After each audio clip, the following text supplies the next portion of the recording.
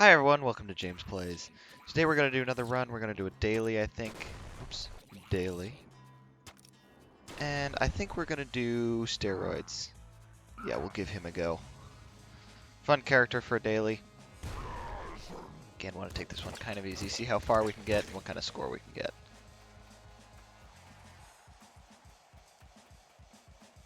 Quiet first area. Very quiet. Laser pistol will take. Let's see what the next area holds. 8 bandits on the first area. I think that's a new low. Screwdriver we will not take. YV's Mansion is fun, but not on a daily. And I like steroids starting with the revolvers anyways. If there's any character you want to change out with, give a golden weapon, it's not steroids.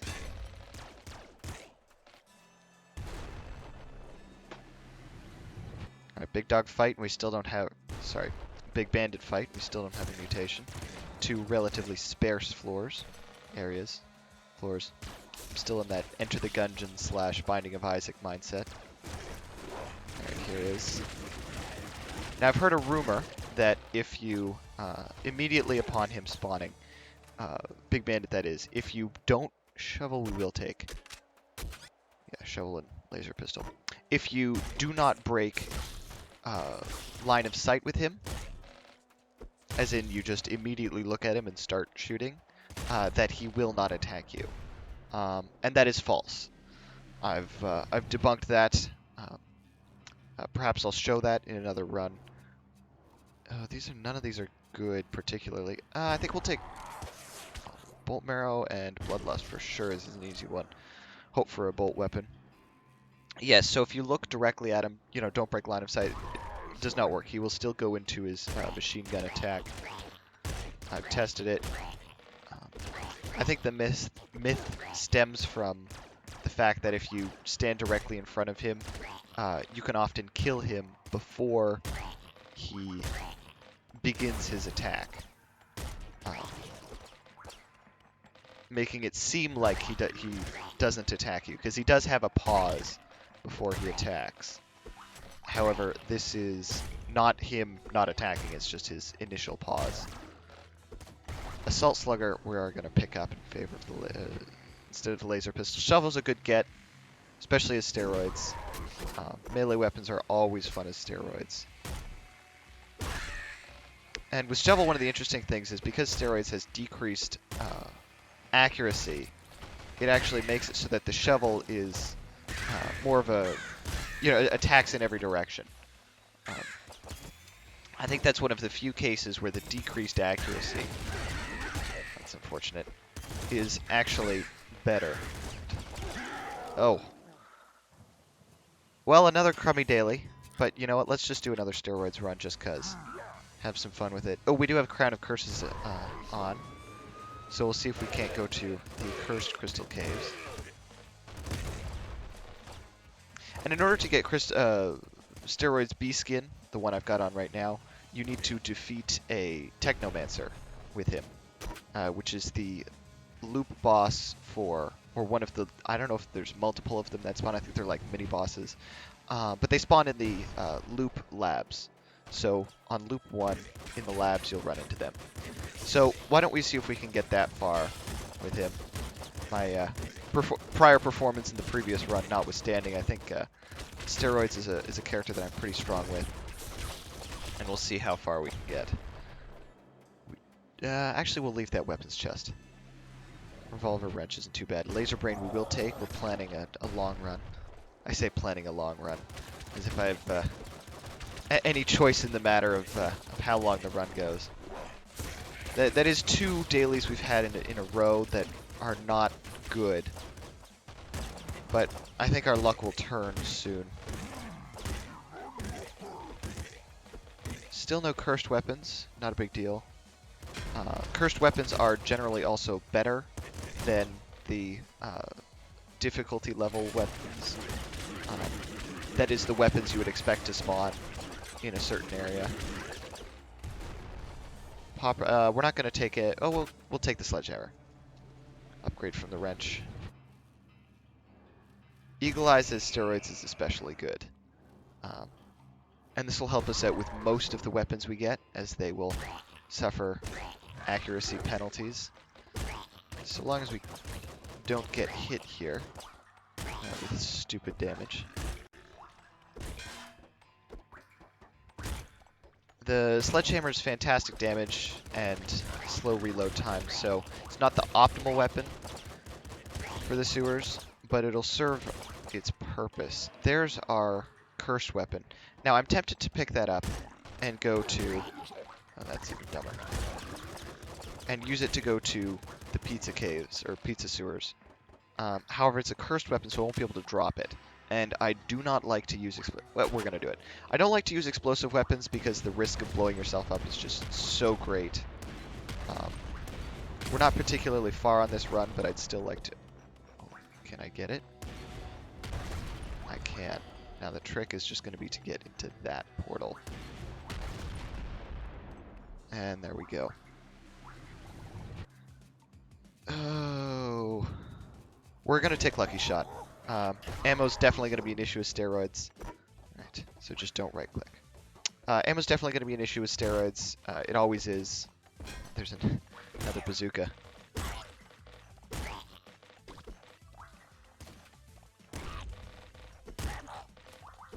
we go. Ammo's always an issue, and especially the more enemies you get on screen, just the more effective it is. It's an easy choice for me with steroids. Actually, we can blow that up. Can use the rocket launcher as long as we're careful with it. See there, it pops up. It does not give you much ammo. Be careful. I do remember still dying at the hands of that exploding car. And we're going to swap out the rocket launcher for lightning rifle. Lightning rifle is not a particularly good weapon by any stretch, but we do have laser brain, so we may as well.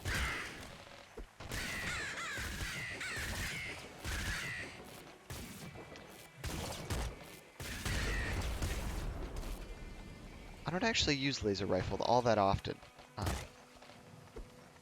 I've used it enough to know that it's not really a great weapon, mostly due to how difficult it is to hit things with it. But I think, I actually don't know if lightning weapons are affected. We're just gonna, there we go, are affected by Eagle Eyes, as they don't have kind of, they don't have accuracy in the traditional sense of the word. Now here's a difficult one. I would like to take trigger fingers if we get like a plasma cannon or, you know, we will.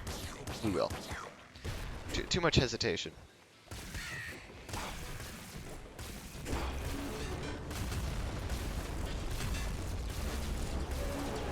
I also know that damage for lightning works differently than for normal weapons, including energy weapons. Super Splinter Gun and Splinter Gun. Yeah, we're going to take that. Eagle Eyes makes the Super Splinter Gun much better. And I think this is a decent enough combo to be going into the Cursed Crystal Caves. Alright, let's see what we've got here. Now, this is my first on-camera visit to the Cursed Crystal Caves, so I may as well do a bit of an introduction. The Cursed Crystal Caves is very much like the standard Crystal Caves. However, there are more enemies. Obviously, the color palette's different. There are more enemies, and the enemies are slightly different. So the crystals teleport randomly and in the middle of firing. And remember that the crystals do 20 damage on contact. So if you touch them, you are dead if you do not have Strong Spirit. And even with Strong Spirit, it's quite possible to get killed by them. Oftentimes, the Cursed Crystal Caves also have either entirely... Let's not get hit here. Sorry for the intermittent commentary here. I'm slightly distracted. So Cursed Crystal Caves either have usually all web or no web, or areas like this where it's just huge sections of web, which makes Extra Feet a particularly good one to take. if you're going. And the spiders as well will often split. Oh, that is a damn shame. Spiders will split into two upon death. We're going to take Impact Wrists and Scare Your Face. Two very easy choices. So, Cursed Crystal Caves is great for getting more ammo. We only got the Smart Gun, unfortunately. I think we're going to keep what we have. There's also usually a triple chest. It's actually rare to not get the triple chest, I've experienced. Of cursed weapons, always cursed.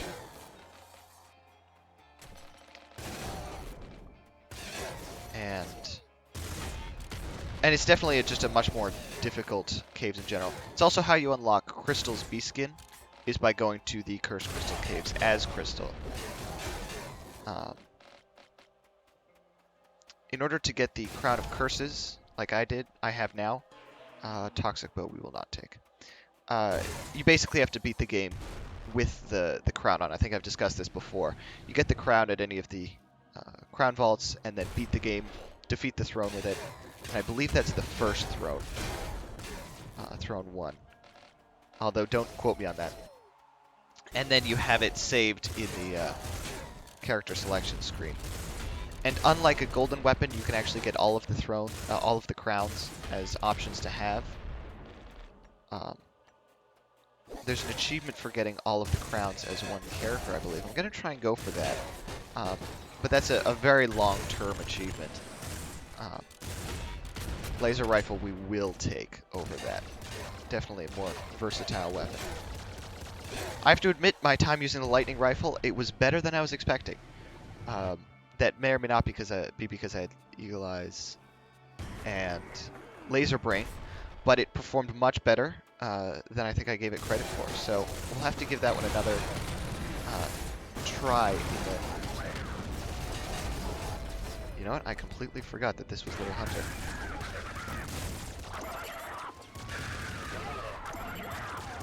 Just get enough damage in there. Nope.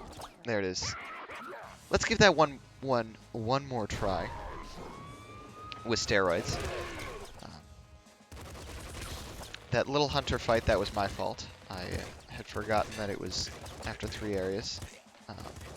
And I was not fast enough setting up a clear area. Let's see what we can do. Shotgun, yes, thank you. Early weapon is... And pop gun we will take as our cursed weapon.